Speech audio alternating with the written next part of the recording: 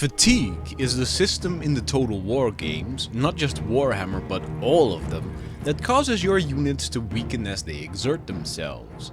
You might think of health before fatigue, as units will obviously take damage during combat and thus gradually become weaker over the course of a fight, but remember that some units can be extraordinarily sturdy or weak. For instance, a unit of Blackguard of Nagarond can hold the line against a unit of skeletons for a very long time, while barely taking any damage.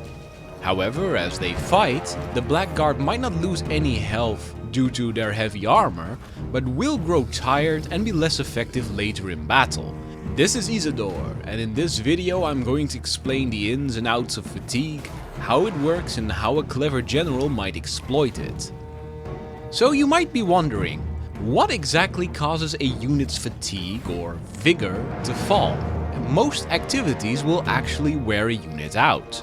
Running across the battlefield, fighting enemy units, even shooting bows or firing an artillery piece will tire units. The only two activities that don't tire units are actually walking and standing idle. If your units are tired, and you have a moment before those units are needed in combat again, consider letting your units rest for a minute to let their fatigue recover, which you can do by either letting them stand still and do nothing, or by letting them walk, though standing still is more efficient at letting the fatigue recover than walking. For some reason units also take a lot of fatigue from scaling walls, so try not to do that too often. Also try not to have your units run long distances. If your units are forced to march to the enemy across long distances but are not under fire, just have them walk there. It takes longer, but it will help your units win once they get there. There's 6 levels of fatigue. Note that undead units still suffer from fatigue, their fatigue is just named differently. These are in order of best to worst: fresh, active, winded, tired, very tired, and exhausted. For undead, these are replaced with animated, active, fading, diminished, drained, and debilitated. Memorize these as they will give you a good impression of how easy of a target a unit is. You might be wondering what each level does. I'll explain what the effects are at each fatigue level, but the effects are admittedly minor until units start becoming tired or very tired. Fatigue also affects a unit's leadership, but I can't say to which extent, unfortunately. Units that are fresh or animated obviously suffer no penalties at all and fight at optimal efficiency.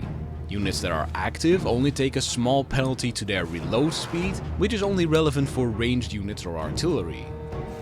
Winded or fading units take a bigger penalty to reloading, but also take a small penalty to melee attack and speed.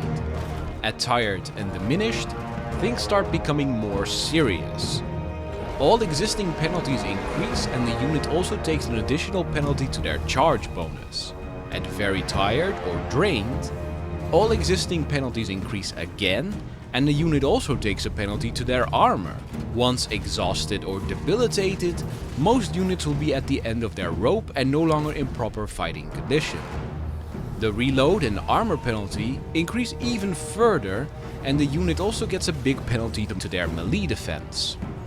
Note that units can continue to lose fatigue even once they reach exhausted, to make it take even longer before they start reaching better levels of fatigue. Even elite units can be worn down by much weaker units once they get exhausted due to the massive penalties they get. Those Blackguard of Nagarond are extremely deadly and can hold the line extremely well. But once they run out of steam, they're easy pickings for a unit of Graveguard with great weapons.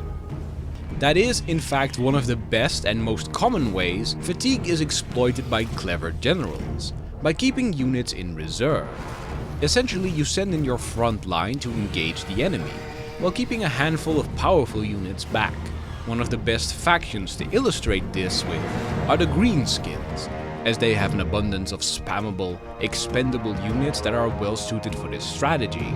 Your front line, which will consist mainly of orc boys and goblins, will probably lose without the support of your black orcs that you're keeping in reserve. But even so, the enemy will wear itself down trying to cut down all those green bodies. Once you think your orc boys have done all they can, you send in your black orcs.